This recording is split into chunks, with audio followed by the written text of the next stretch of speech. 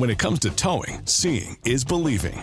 That's why Chevy Truck's advanced camera technology offers up to 8 available cameras for 14 unique views, so you can focus on the view that really matters. Chevrolet, together let's drive. Learn more about Chevy Trucks at Chevy.com. Safety or driver assistance features are no substitute for the driver's responsibility to operate the vehicle in a safe manner. Read the Vehicle Owner's Manual for important feature limitations and information. This episode is brought to you by Experian. Are you paying for subscriptions you don't use but can't find the time or energy to cancel them? Experian could cancel unwanted subscriptions for you, saving you an average of $270 per year and plenty of time. Download the Experian app. Results will vary. Not all subscriptions are eligible. Savings are not guaranteed. Paid membership with connected payment account required. This podcast is sponsored by Ramp. Are you the decision maker in your company? Consider this. For the first time in decades, there's a better option for a corporate card and spend management platform. Meet Ramp, the only corporate card and spend management system designed to help you spend less money so you can make more. With Ramp, you get full visibility into your company's spending and control who spends what with each vendor. Ramp's software collects and verifies receipts instantly to save your team valuable time. Ramp automates data entry and routine tasks with automated approvals, expense categorization and bill payments, time-consuming tasks. Which means you'll stop wasteful spending and close your books in hours instead of days. Businesses that use Ramp add up to 5% to their bottom line the first year. If you're a decision maker, adding Ramp could be one of the best decisions you've ever made. Get $250 when you join Ramp for free. Just go to ramp.com/easy. Ramp.com/easy. RAMP.com/easy. Cards issued by Sutton Bank and Celtic Bank, members FDIC. Terms and conditions apply. Thanks for choosing this free Anfield Index podcast. If you'd prefer to listen to this or any of our other shows without adverts, then now's the time to check out Anfield Index Pro. With AI Pro, you can supercharge your entire listening experience. You'll not only get all of our podcasts without the ads, but you'll have them far faster with our Quick Publish feature available exclusively for subscribers. AI Pro also puts you in the heart of our sound studio, with an option to listen to many of our shows live and interact with the podcasters in real time as the shows are recording. Upgrading couldn't be easier. AI Pro is available on all popular podcast platforms. Just head on over to AnfieldIndexPro.com and get started today. Good morning, good afternoon, good evening, wherever you are, whatever you're doing, and welcome to another episode of Media Matters by Anfield Index. It's Monday, ladies and gents. We had a very good Sunday, didn't we? The sun was shining at Anfield. Liverpool put some goals past Sevilla. They weren't quite as rosy at Las Palmas, but everything was good, wasn't it? There's no injuries. The league starts in less than 5 days, doesn't it? And transfer window is going, or is it, as the case may be? And here to talk me through all that and guide you through everything is, as ever, David Lynch. David, how are we on Monday? Yeah, good. I was involved in some celebrations around my sister's birthday yesterday, so I felt better than this, I'll be honest. But just sort of catching up with everything in Liverpool and keeping an eye on how they perform there. And yeah, 2 games in 1 day. Sorry, and I think a lot we kind of learned from it as well. So it's been an interesting one. Yeah, definitely. So some takeaways and things to check with Ipswich round the corner. However, you know where I'm going to start. It's what everyone's wondering. We are Monday now, and everyone's wondering, is it a Zubi Monday? Is the way I'm seeing people tweet it or put it. I suppose there's 2 bits to this. Naturally, people are like, because there's almost updates that aren't updates. What is the latest with this? And we keep hearing the word like it's deciding. When do you think Liverpool will put a deadline on this as well?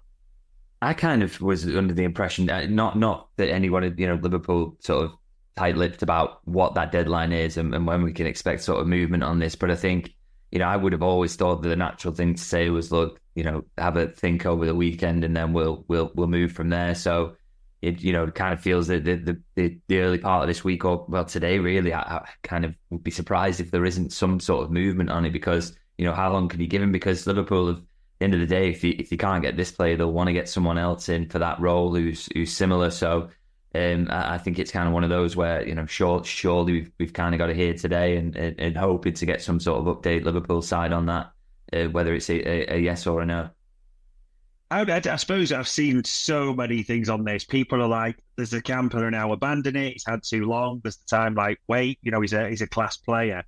is it a case of, do you think it will be sort of, is it for you personally, give it until today, but if he's still kind of doubtful realistically, then we need to move on and get settled for the season? Yeah, because I also kind of think, well, if he has to think about it much longer than that, then, is he going to be fully bought into the idea of the move? I do get the pull that staying at Real Sociedad has got in terms of, the emotional ties he has there. It's not just, it's not just a club he plays for. It is his team. It's the team he supports. It's his boyhood club. So, it is a really tricky decision. And also, you've got to factor in the family element of it all as well, and moving away from there and that sort of aspect of it, probably underrated at times. So, it is a difficult one. But I think, like I say, if Liverpool really do think and Slot is convinced that he needs someone of that profile in the midfield to give Liverpool the best chances of success, then they do have to sort of put that deadline on it and push him a little bit to make the decision. So, I think anything longer than sort of the early part of this week and then it's dragging on way too much, and you really do have to make a call either way. So, like I say, the natural sort of expectation would be to give him over the weekend, wouldn't it, to think about it and then come in with a decision. So, yeah, hopefully the next few hours we'll hear either way, and hopefully it's good news, because I think he will be a good signing.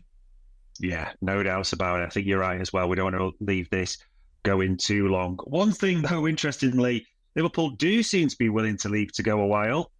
Virgil van Dijk spoke after the game, didn't he? He was asked actually by Paul Gores. It was interesting the way he kind of rolled his eyes a little bit when he was asked about his contract, but his answer was there's no change, which obviously a lot of journalists are taking that nothing's been offered to him.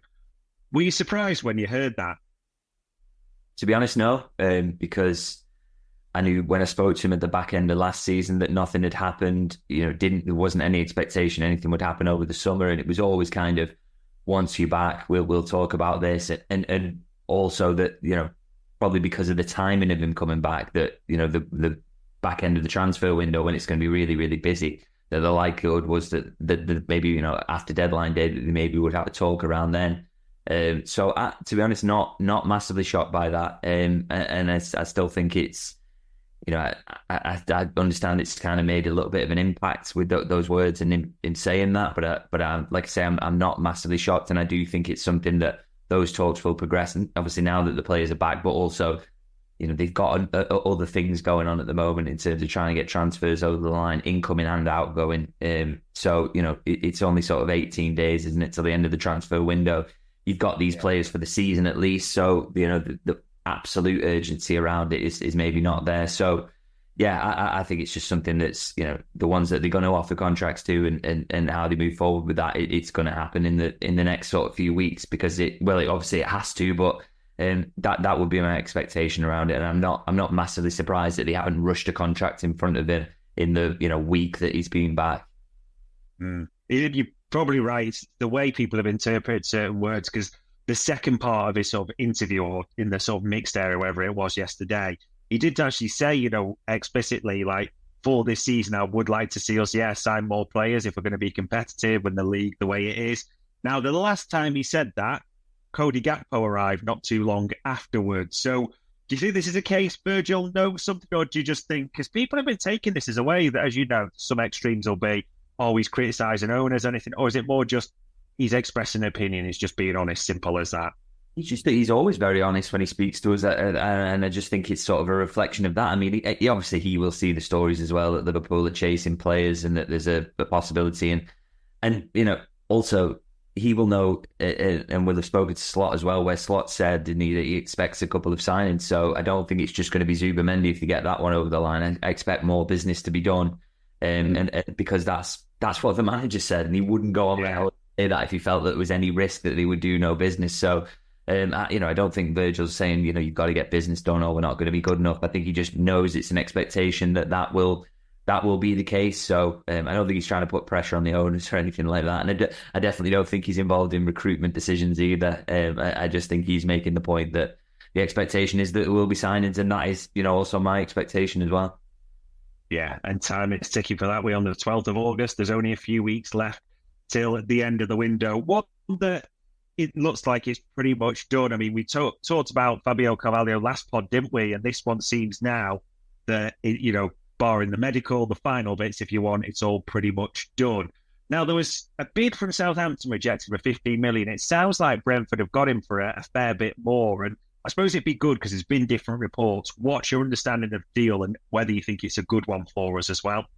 Yeah, well, I think it's up to around 27.5 million, isn't it? Which is, I think, is a cracking deal for a player who didn't have a place in the squad, really. I mean, I think I said on the last pod that my expectation would be that he would leave, even though he'd been impressive in pre-season, because there just aren't those minutes there. You can't. He will not fulfill his potential if he stays at Liverpool because he won't get the time on the pitch to do that. Obviously, that opens up the possibility you end up sort of slightly regretting the move if he goes there and he does well, which I think he can because he's a very good player. But he won't fulfill his potential at Liverpool because he can't give him the minutes. So if you're selling a player like that who is nowhere near your first team, really, he's probably fourth choice on that left wing, really. To get that sort of money in it, and is I think a really, really good deal for Liverpool, and it shows that it was a kind of even though it's kind of a cynical way to look at it, it was an astute purchase just on a basis of an investment, really, rather than anything else. Even though he's not had a huge impact on the first team in terms of bringing him in and flipping him for profit, then that has absolutely happened, and a smart signing on that basis. As I say, that's kind of the cynical view. I don't really like the idea of players being brought in just to be flipped for profit, but you look at it as a pure sort of cold-headed business decision. It's absolutely worked out. Yeah, no doubt, especially if the reports are true. There's a 17.5% clause in there to sell on. So yeah, it does seem good business. It also seems a good move for the player because he's in the Premier League now.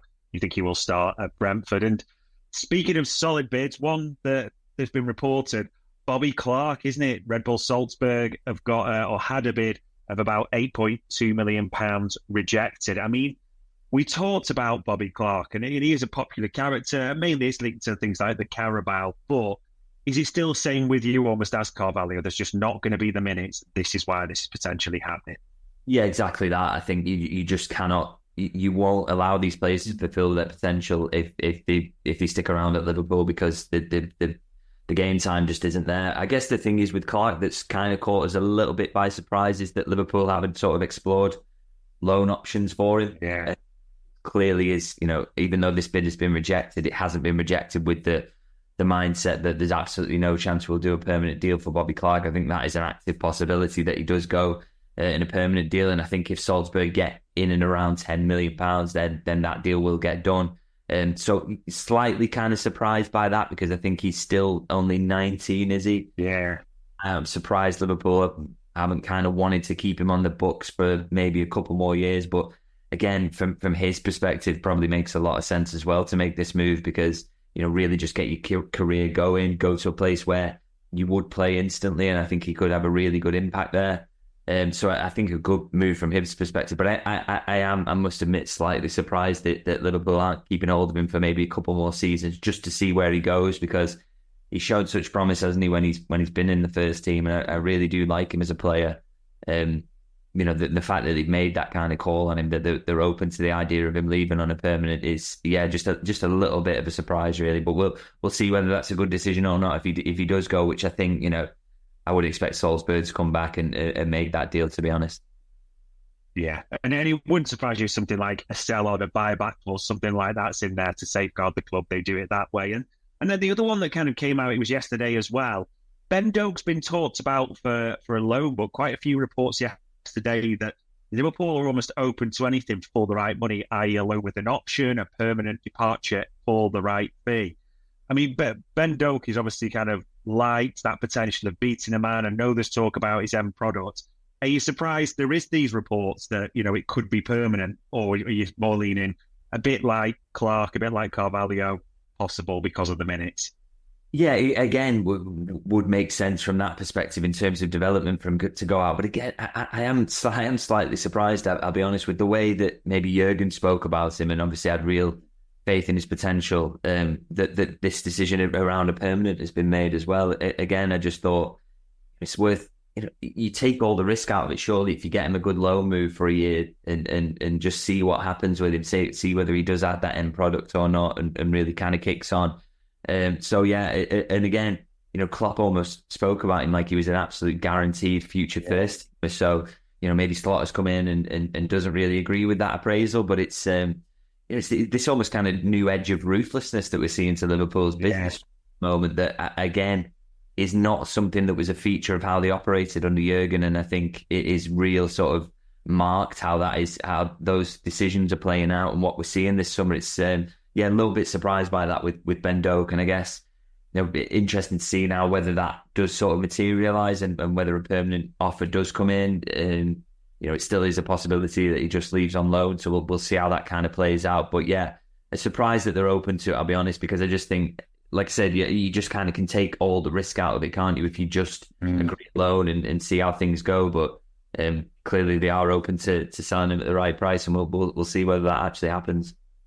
Will be interesting to see how it all plays out. I mean, you can see by the people's reactions, and it's understandable to a certain point, because they'll think about last season, obviously, how it seemed like a golden time for the academy as well, especially with all the players coming through. And now you're looking and thinking, well, hold on, Clark's probably off, Doak might be off. There's talk around others as well, as at the same time. Do you look at it like, is it ruthless? I suppose, is it a ruthlessness, or is there an element of the likes of Bradley, Kwanzaa? The bar is just so high right now to be in the Liverpool team that it might be that the youngsters have got to be a certain level, or they're just not going to cut it. Yeah, I think that's always the case in terms of, I spoke a lot about that last season, kind of, as you alluded to there, kind of that a bit of golden era for the academy. And the fact is, they would still say that is the case. The reality is that you're never going to get 6 or 7 coming into the first team, all in one go and being good enough to do that. The aim of the academy really is to have a Kwanzaa and a Bradley every sort of, 5 or 6 years, really. Is the fact you've got 2 that have come through and just burst in is unbelievable, really. And I think Trey Ioni's got a very good chance. I'm sure we'll speak about him. Yeah. And, I think he might be next off the next cab off the rank. But the reality is that the rest of them are really sort of always competing to be kind of squad players in and around. And as you say, the bar to even be that at the moment is so high. And particularly if you're looking at central midfielders, Bobby Clark, maybe James McConnell, the reality is that Liverpool are already looking to add Zubimendi to that option. They're already quite bloated in midfield options anyway. What is the possibility really of breaking into that? It's going to be very, very difficult for them to do that, even as sort of squad players. And also, if they are just sort of very much fringe squad players, again, do they reach the potential? Do they play enough minutes to do that? Probably not. So, this is the kind of decisions they have to make. Like I said, I find it kind of unusual with the Zubimendi thing. I've said it so many times. I think that to me is a level of ruthlessness, because I just think there's real bloat in that midfield in terms of the amount of options they've got. So the fact that they're adding one anyway, because they clearly think that's a need, again, that brings in sort of more ruthlessness in other aspects as well, because it's pushing your academy graduates out. It's, you make it around selling those. So it's a real, I think there's a real sort of marked difference really in the decision making around transfers this summer, that we're already seeing this kind of new era coming in and they're making decisions in different ways. And I think the academy, the Zubimendi signing, they all kind of play into that really. And it's not something we've been used to under Jurgen. Yeah, and even like you said, the talks about will Endo be bombed out. There's even rumours Bajcetic could be up for loan if, Zubimendi could. There is so much to sort of keep an eye on. I mean, 2 of the youngsters who I know you've written about, one and one's definite. So Jayden Danns, this felt like a bit of a blow, because I know you wrote this article. We aren't expecting him back anytime soon, unfortunately, is it? So he's not going to get minutes at whatever team it would be. Yeah, so there was a real possibility of him leaving on loan, and I think that Plymouth were definitely interested in getting hold of him for the season. I think that would have been a really, really good move for him, actually. But unfortunately, he's got an injury. So looking at sort of 2 months, 10 weeks is what I've been told in terms of that injury to settle down. Just a back injury that he's got. And a blow for him. I mean, you're thankful it's not a bad one. And 2 months is a while, but it's not too bad. And hopefully back soon. And I think, but it is, in terms of his next step, that low move would have been really good for him to get that for the experience for the season. And I think I highlighted him actually in the podcast before pre-season as one of the players I was most excited about seeing, really, because I really do think there's something there with him. I just think he's got everything you kind of need to be a success and really sort of excited. But obviously it's scuppered that low move. That's not going to happen. And my understanding is that it's not a guarantee actually that he goes out now in January. the plan is to get him back, get him in training, get him in front of the manager, then Arne Slot can kind of make an assessment of where he's up to and what the next move for him would be. And maybe that would be being in and around the first team. Maybe they'll need him if they get injuries or whatever. They'll have a decision to make on that. So just a case now of him, he's got to get healthy and rest up that back now. And then when he's back, he can try and make an impression that he missed the chance to do that in pre-season, but he's got another opportunity when he gets back and gets in and around first team training. Just seems bad timing for him because he even got the injury last season, didn't he? When we could have done with him, like the head injury at times. Just, fingers crossed, he just needs a bit of luck. And Liverpool have done their old thing with youth products. So Lewis Kimmich signs his new deal and then he's out on loan to Stoke. Championship, they're an interesting team when you look at them, Stoke. They can be anywhere between sort of that edge of the playoffs to right near the bottom. Do you think that's a good move for him?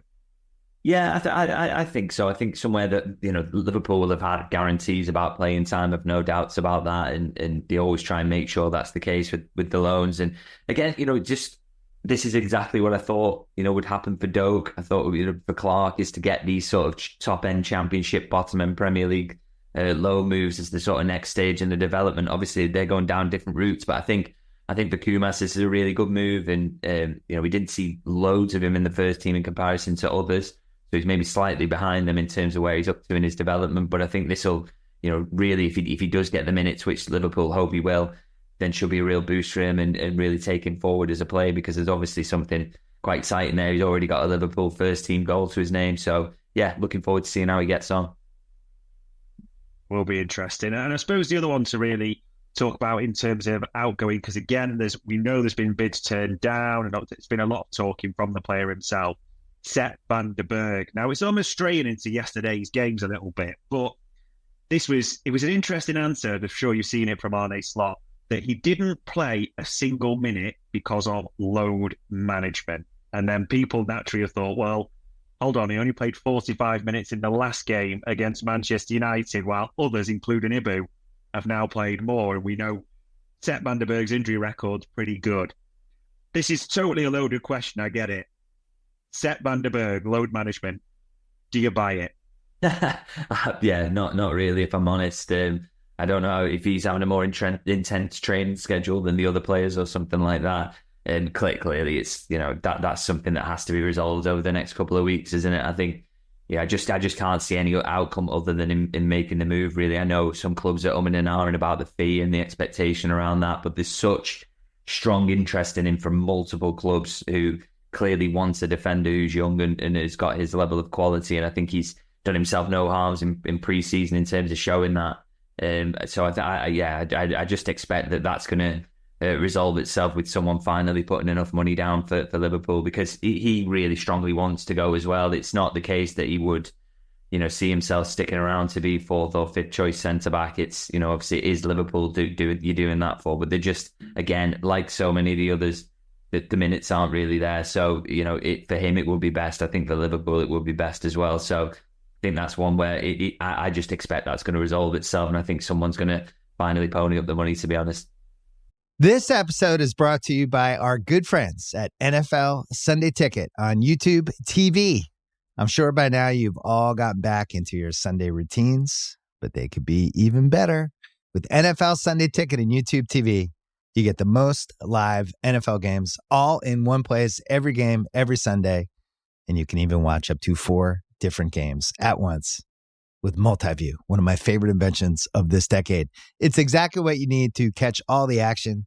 Make your Sundays more magical. And also, YouTube TV is great. I got it this year. It's awesome. Sign up now at youtube.com/BS. Device and content restrictions apply. Local and national games on YouTube TV. NFL Sunday Ticket for out-of-market games excludes digital-only games. I don't need a VPN. I've got nothing to hide. This is what I used to tell myself before I hooked up with LibertyShield.com. Not only is my home internet now fully encrypted, but I can now access all the websites I want, whenever I want, and do so from absolutely anywhere. As a Liverpool fan, I love to know I can now watch every match, regardless of whether it's on UK TV or not. My Liberty Shield VPN makes sure nothing is blocked and guarantees me super fast streaming speed throughout that match. You can get connected right now with their software package, which includes a 48-hour no-obligation free trial and instant access to their apps for Apple, Android, Fire TV, PC, Mac and Android TV. Or go a step further like I have and get one of their pre-configured VPN routers. These small but powerful devices allow you to easily connect every device in your home to VPN, making it the perfect solution for smart TVs, Mac boxes and games consoles. Visit libertyshield.com today and use coupon code AIVPN25 to get 25% off at checkout. Yeah, to be fair, all four of the other centre-halves played.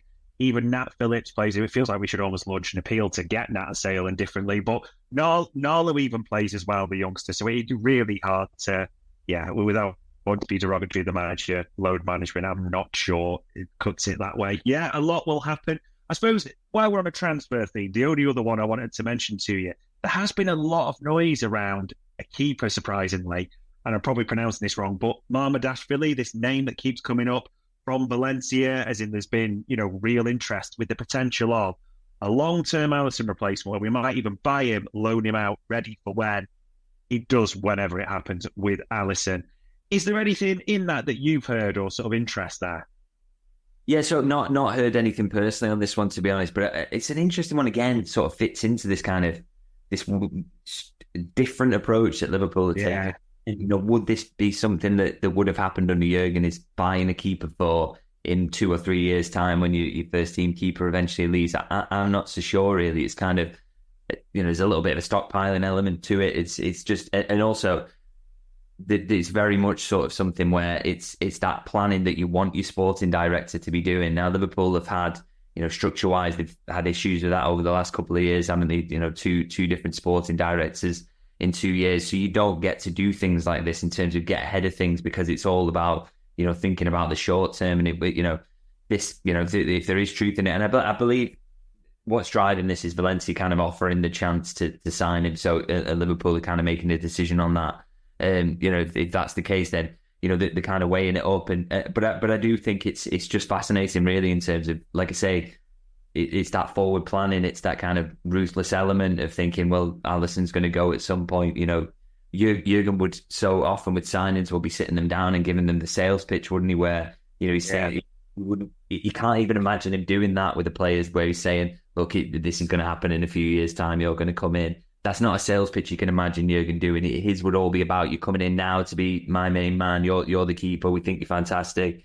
So it's just a really, it sort of hints again at that kind of different approach that we're seeing in the market. And we'll have to see whether that one, plays out or whatever, because I didn't get any kind of encouragement Liverpool side on that initially when I asked a couple of weeks ago, but it does seem that there's some sort of legs in it. So, maybe there's a decision for them to make on whether they actually move forward with that one or not. But it's, I do think it sort of hints at something, and it tells us a little bit about how Liverpool are approaching transfers now.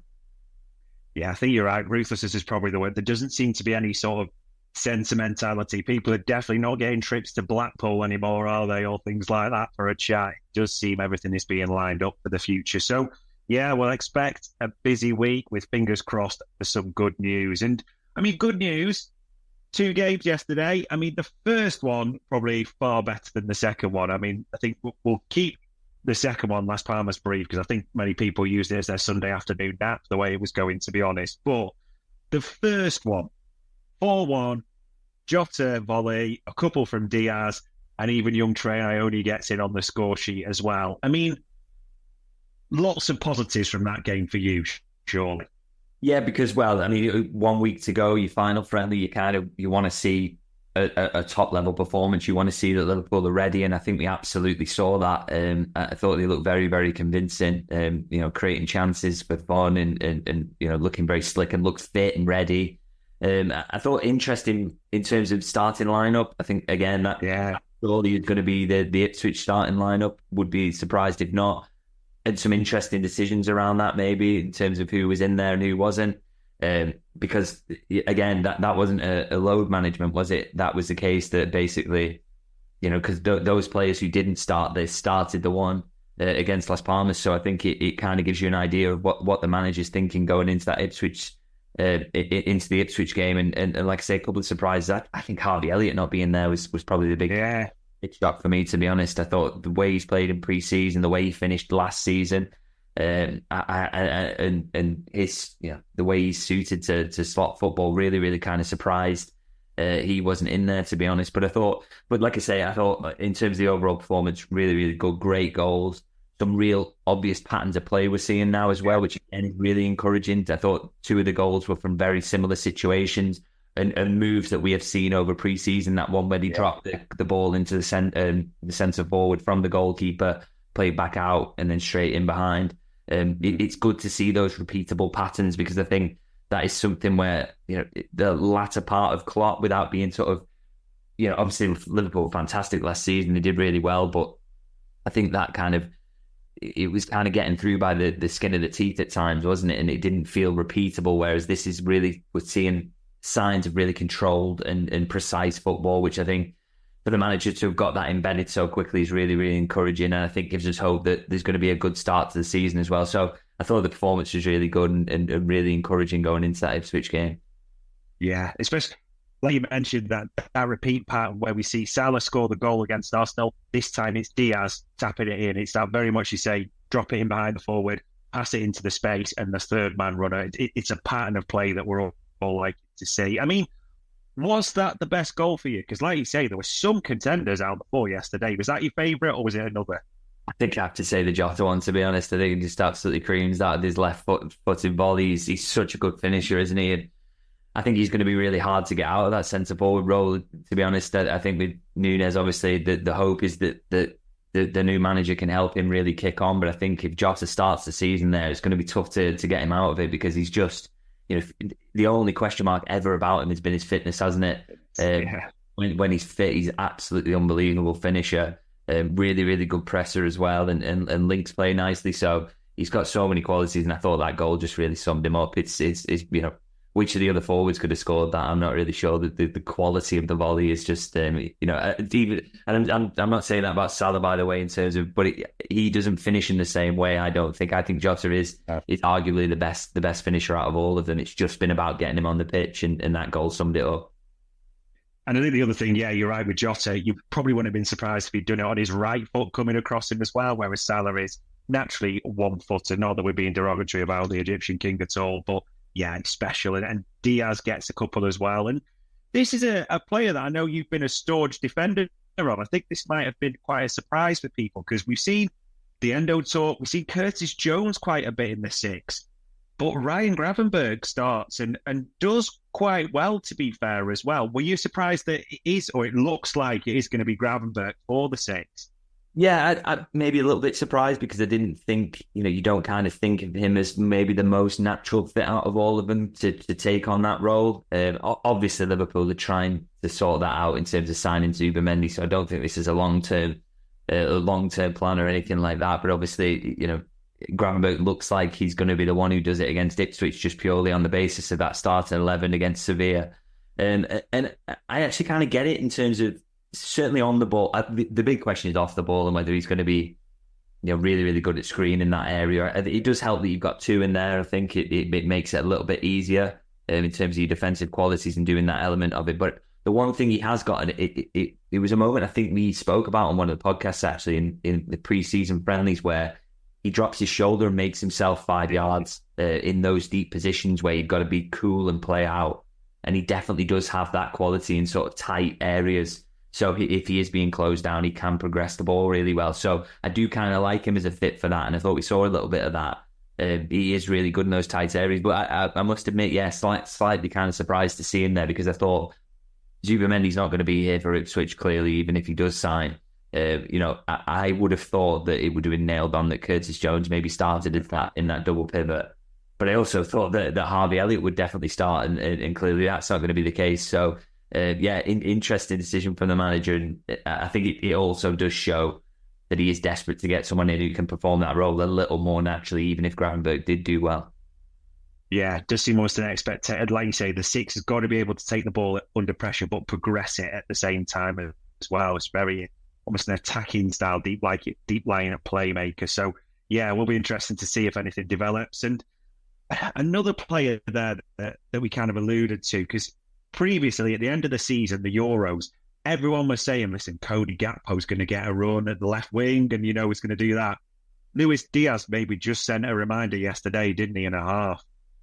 Yeah, I think it's interesting with Diaz because I think we've spoken about it, so we're to blame as well. But I think people think he's out the door already. At the end of the day, the thing with him is if nobody puts the money up, then he's not going anywhere. It's something that Liverpool, in theory, will be open to. But again, that money has to come in from somewhere. Someone has to make the offer, and that hasn't happened up to this point of the window. So, and I think ultimately he should be really Liverpool's starting left winger if he's sticking around. He probably should be ahead of Gakpo. He is more, he's a natural in that position. I think there's more to come from him. I think you could also argue that we talk about Slot and what he could do for Núñez, but in terms of adding more numbers to Diaz's game, that is entirely feasible. The quality is there in his finishing. We absolutely saw that yesterday.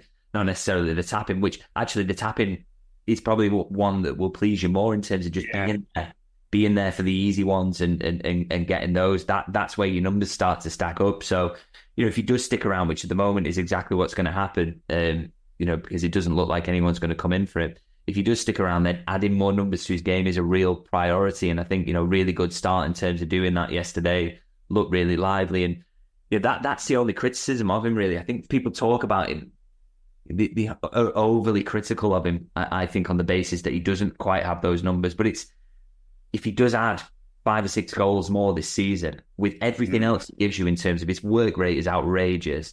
He gets Liverpool up the pitch constantly. His dribbling is fantastic and he links up with others really, really well. If you do just add that 5 or 6 goals on his tally, he's unbelievable, really.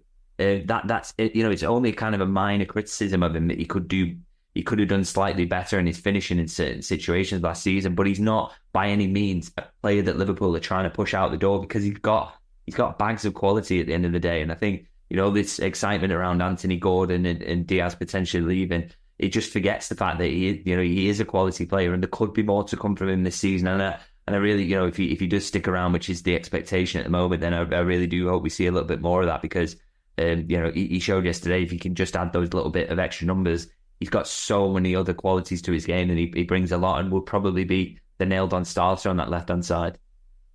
Yeah, it was interesting because, like you say, you almost expect he has got that in his locker just to whack it in the top corner like he does, cut inside. It is more, will there be more of those tap-ins, getting goals in the middle? That's what if he can add to his game. But he's not going anywhere, like you say, it could be interesting. And I tell you what, we've talked about youth talent that's been departing. One who I'm pretty certain is going nowhere now, even on loan. Trey Ione. That comes on the left wing, which is an interesting one. But that volley or half volley yesterday, that proper announced himself in front of Anfield, didn't he? Yeah, really good. He looked embarrassed almost when he scored. Yeah.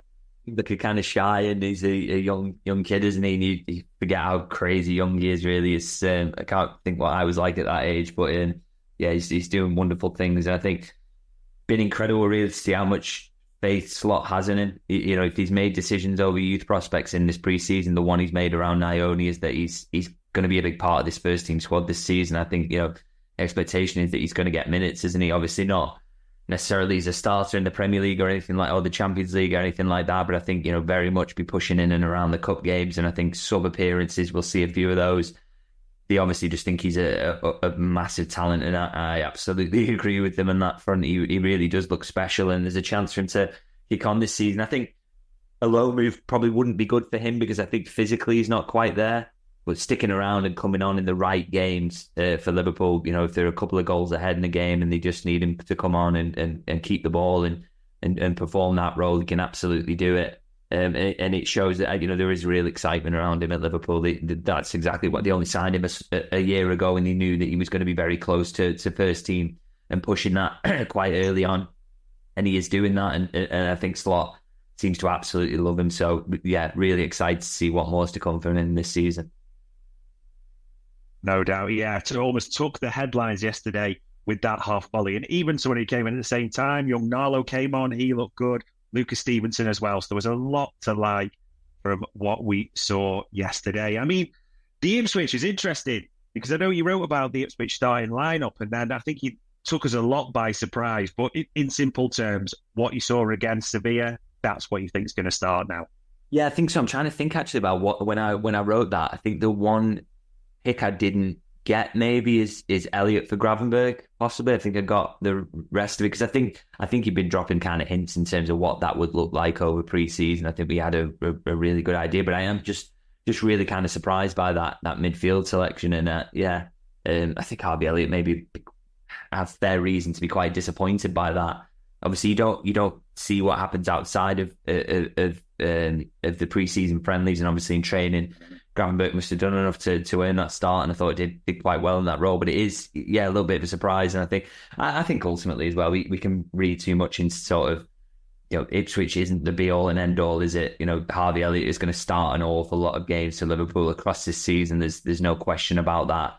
But I suspect he will still be a little bit disappointed if he doesn't manage to sneak into the Ipswich lineup, which is very much, you'd be surprised if it wasn't exactly the same as the Sevilla one. And to be honest, like you say, it is the only game of the season, so sometimes it's just situations. Some of them are back late, some of them might be shining, or he wants a six of a specific position. I do wonder actually as well whether in certain games that will it sometimes count against Harvey Elliott in terms of his height.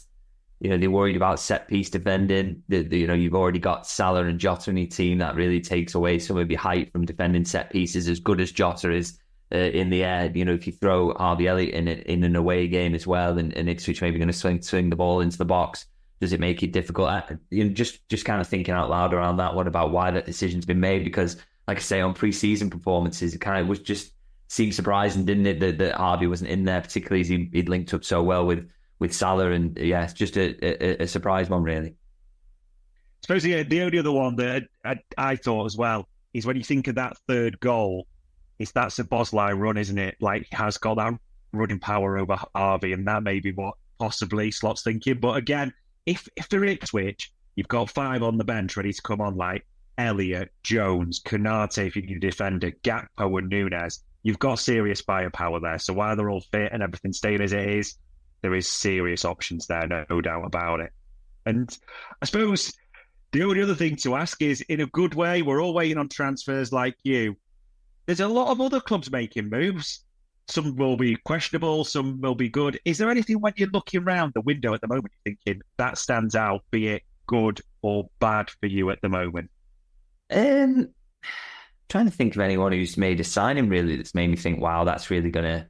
I think Calafiori will do well at Arsenal. I like that. It's just a sensible signing for them. Obviously, will fit what they do, the way they line up really nicely. If he does what what we saw in the Euros, where I thought he was massively impressive. I don't think he obviously massively sort of moves the ceiling for Arsenal and makes them hugely better, but I just think he's going to fit into what they do well already. And I think they've done well in the transfer market recently, and I think that they're making smart signings, and he looks like another. Even if it doesn't massively move the dial, if they are consistently good as they were over the last couple of seasons, again, there's a chance, isn't there? You get the breaks and that wins you the league, and maybe City drop off. So I think he's a really smart signing. In terms of everything else outside of that, I don't like Manchester United's business. I'll be honest. I'm just not blown away by what they're doing. I think they have been consistently poor at picking players in recent years, and I don't think anything seems to have massively changed. Maybe it could make me look absolutely stupid, but not hugely convinced that things are going to go that well for them this season. I still think they've got the manager issue as well.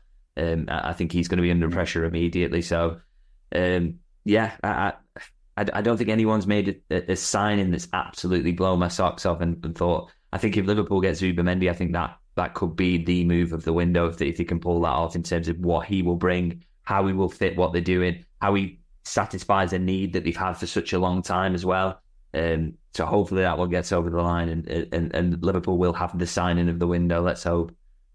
Yeah, it's a big if, but it does feel like the one that can move the needle. And you say other teams like De Ligt, that just feels like a United signing, big wages for a name that might not do it realistically. Absolutely nailed on. That is 100% knew when he was available that where he would end up, and you think that he could still end up being a good signing just by chance. But I think the fact that United are the only place he could possibly go and he's ended up there, that doesn't give you any faith that their recruitment processes have been improved. And like I say, they've spent a lot of money for players. Euro, obviously we won't see him for a while, could be absolutely brilliant. But again, is he someone that comes into Manchester United and absolutely sorts them out at the back? He's only 18. He's played in the French league. He's not, is he ready to really be that defensive talisman for them? I think De Ligt is a quality player, but big question marks about injury and how frequently they can get him on the pitch. Bayern are usually good about making these decisions as well about when they let players go. So I'd be really worried about that from that perspective. And Xerxes, again, not numbers wise, is he really going to change things for them in attack? I'm not massively convinced. So yeah, as much as they've been heralded this new era that they're going into under Ineos, I'm not sure the level of the sporting decisions yet. I'm not massively convinced that things have really sort of changed. No, and I suppose the only one that's interesting for the league, it sounds strange because I asked you about signings realistically, but Julian Alvarez maybe moving away from City, that is a lot of goals going out Manchester City's side, and only one natural recognised striker. I know they can play with a false nine, etc. But yeah, it will be interesting to see. And final question, I know time's ticking, and even like we almost say this for the last few weeks, I know someone's going to hold this against us, that we are expecting signings and things to happen. It does really need to accelerate this week, doesn't it, realistically? Famous last words. Yeah, there's no choice. They were literally running out of time, and the manager said he expects signing, so we all should. And obviously we know that they're waiting on the Zubimendi decision, so really hopeful that there's going to be some movement on that today. If not today, then at least tomorrow. So we'll sort of see how that one plays out. But yeah, it's got to start soon because we're running out of time. So it's going to be an exciting end to the window. I get that impression because there's a lot to do between now and then. Yeah, which again would mean that Richard Hughes wasn't lying. It may be this crescendo that he talked about. Let's hope it is a good one either way. So, as ever, we'll all be watching like you, but all it leaves me to say is, David, for the time and the insight, much appreciated. No problem. Thank you very much for having me. And ladies and gents, that was another Media Matters by Anfield Index.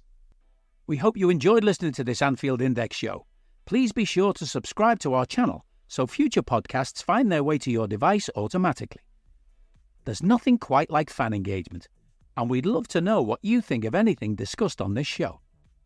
The best way to get in touch is over on our free Discord community, where both podcasters and listeners debate the hottest LFC topics 24/7. Sign up free now at anfieldindex.com/Discord. You won't regret it. You can also follow us on Twitter at Anfield Index and find us on Facebook by searching for Anfield Index. Oh, and before you go, we'd love it if you could leave us a 5-star review on your favourite podcast app. It only takes a couple of seconds, and it means the world to the people who create these free shows. Sports Social Podcast Network.